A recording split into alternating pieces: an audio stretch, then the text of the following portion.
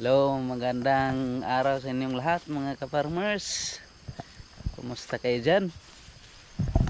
Kumusta ang buhay niyo? Sana ay pagpalain pa rin tayo ng buong may kapal. Magdasal pa rin tayo sa Kanya para sa araw-araw na may magandang blessing sa atin na ibinigay. Yung paggising natin araw-araw, isa sa pinakamagandang blessing sa ating Panginoon. Yun mga ka-farmers, i-update tayo sa ating mga alaga dito sa probinsya kasi matagal na tayo hindi naka-update. I-update ko kayo kung ano ang kanyang itsura sa ating mga alaga, saka papakainin natin siya ng mga pakainin natin siya ng mais kasi yung mais namin dito, yun yung mais natin malapit na tong ma-harvest kasi na hinog na. Yan mga ka-farmers, kumpay natin tong batad niya, yung batad, yung tulad ng ganito. So iwan lang tong mga bunga niya. Ayun mga ka-farmers, yung update natin ngayon. Samahan niyo ako, tara.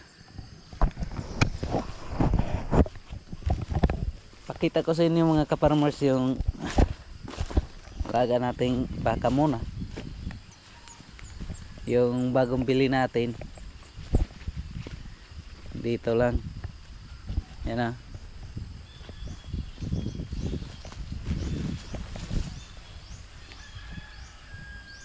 ito yung bagong bili natin na baka.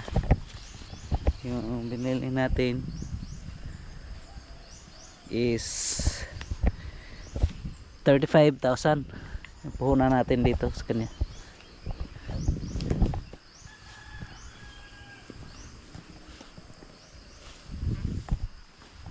Hindi naman tayo nagsisi na binili natin to kasi magandang klase. Yan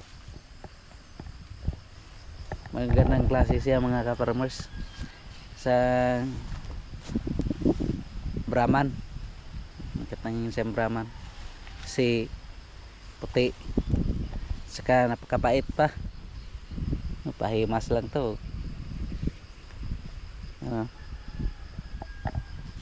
Yung mga ka-farmers, yung baka natin.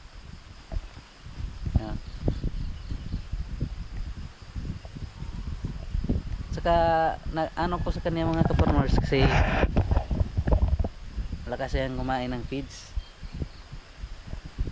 Kahit medyo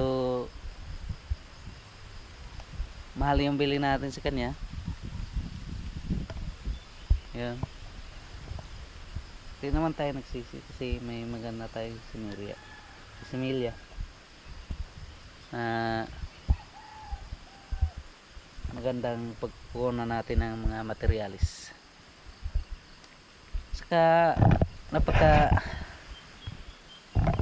na sa kanya, napansin ko na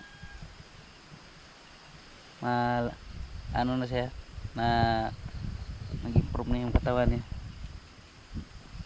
lumalaki na siya. Kasi dati dito pa lang to, dito sa may biwang banda, ngayon parang dito na sa may dibdib. Yan yung laga natin ditong baka mga ka-farmers. Bait. Ito ay babae, wala pa nga itong pangalan mga ka-farmers, baka may i-suggest kayo dyan mga pangalan. Yun. Saka ito yung isang anak ng nitim natin na baka, anak ng EI. Dito lang din siya sa tabi-tabi ng bagong bili natin, barkada sila. Kasi mga baka kasi yung pagbata pa, mahilig talaga sa barkada. Parang tao rin. Ito, medyo mailap to. Hindi magpapahimas to. Pero minsan magpapahimas naman. Yan. Himas siya.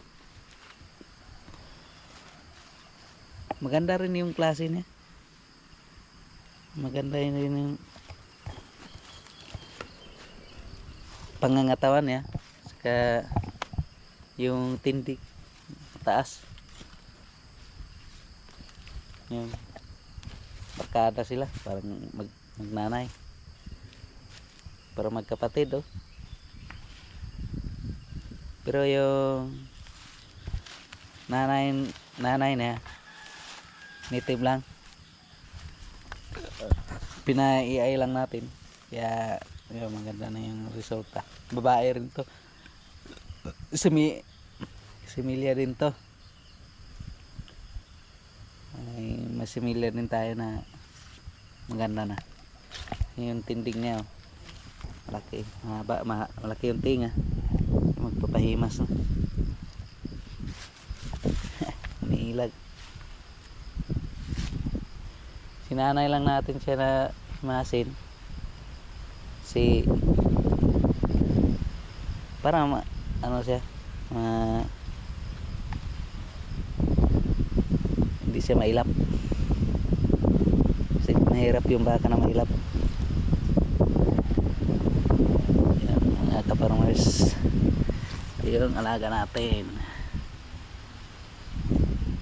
yung ulo na bilog tapos sa kabila medyo paumbok yun dito bilog.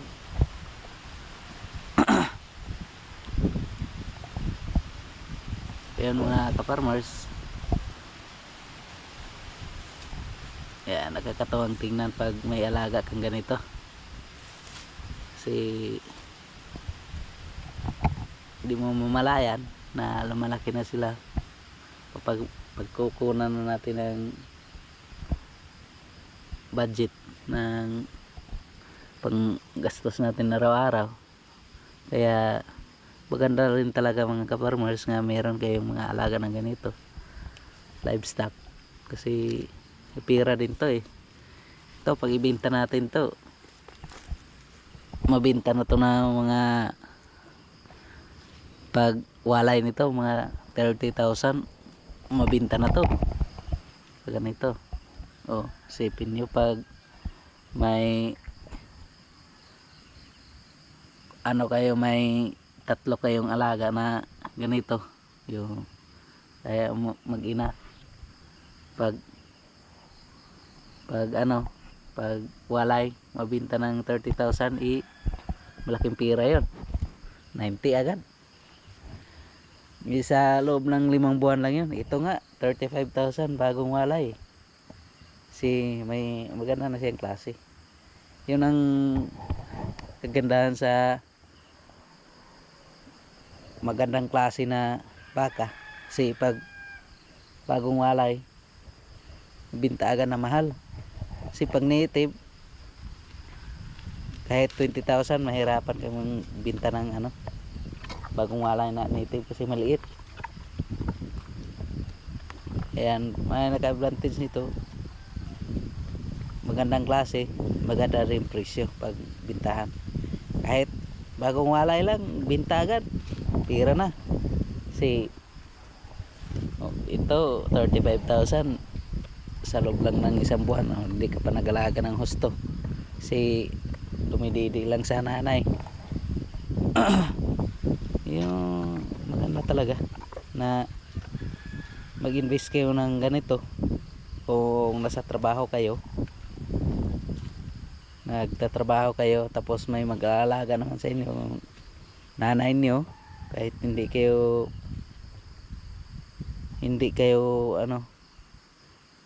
kayo mismo ang mag-aalaga. Kung kaya naman ng nanay nyo na alagaan, paalaga nyo na, magbili na kayo. Kung may 13 month kayo, pili kayo sa kahit nagtatrabaho kayo, yung pira mo hindi natutulog na ano siya, lumalaki. Kasi habang tumatagal, lumalaki sila. Yung pira kasi pag nasa sa inyo, habang tumatagal, nauubos. Ito, habang tumatagal, lumalaki. Isa sa pinakamagandang investment na gagawin nyo. Saka iwas scam pa to. Kasi pag sa iba kang mag-i-invest, yung ibang platform, yung sa mga online, delikado pa yung pera mo. Ito, sure na walang kakabaka to. Kabahan ka lang pag nagkasakit sila. Pero pag scam, wala to, hindi to ma-scam. Pag mga nanay nyo lang, saka ikaw kung mag-alaga ka, isang pagkagandang investment. Mga ka-farmers, tandaan nyo yung sinasabi ko, kasi ganon din ang ginawa ko sa aking sarili. Napag-isip-isip ko na hindi rin sa lahat ng panahon nagtatrabaho tayo ng iba. Kasi trabaho ko dati factory workers lang, kaya mahirap pag yun lang aasahan natin sa buong buhay natin. Kasi yung trabaho tayo, hindi natin alam yung katawan natin kung bibigay yun, tayo malayo tayo sa pamilya, wala talaga mag-aalaga. Yun mga ka-farmers, yun muna, punta natin yung nanay nito, tsaka mangumpay tayo ng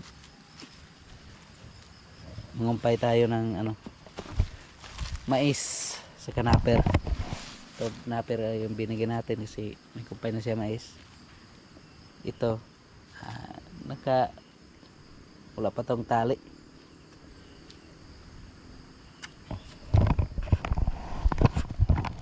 Yun muna mga ka-farmers, isang pagkagandang araw sa ating lahat, sa magandang blessing. Yun, samahan niyo akong mangumpay at magpakain ng ating alaga. Tara. Yun mga ka-farmers, ngumpay tayo. Ito yung kumpay natin. Mga naper, mahaba na. Ayan, tara.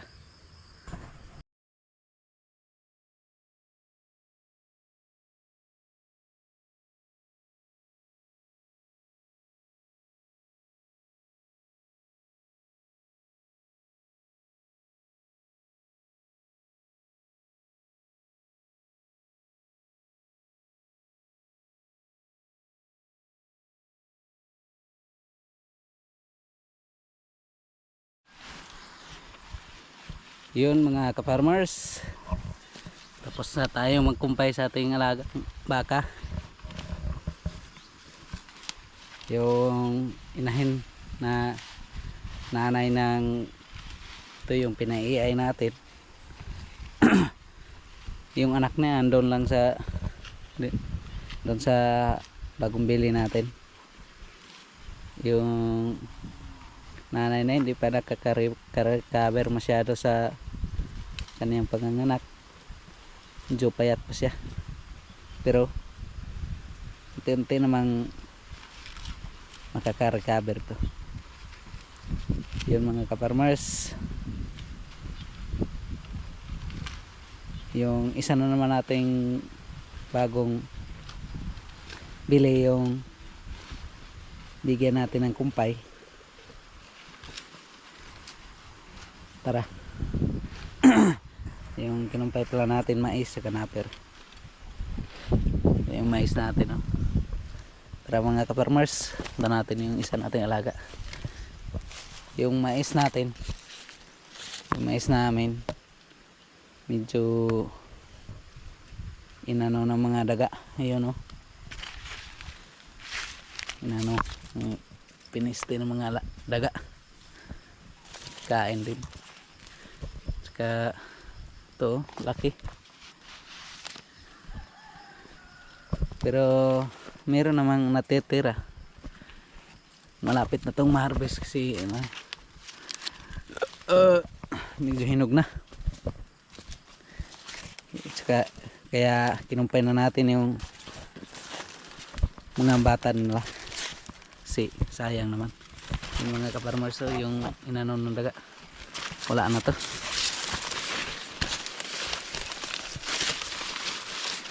Hindi na ito mapakinabangan.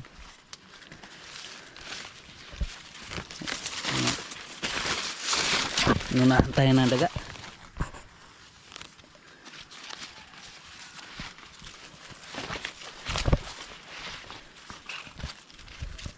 Ito malaki sana ito. May daga. Ano? Pero ilang yan. May natira pa naman. Yan mga ka-farmers. Yung kumpay na natin to.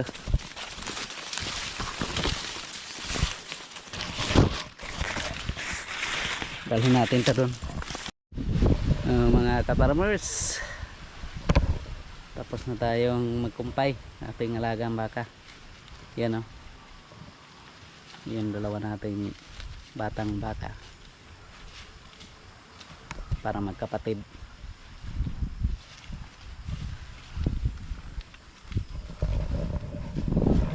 Yun muna mga ka-farmers ngayong araw na to. Salamat sa panonood and God bless sa inyong lahat.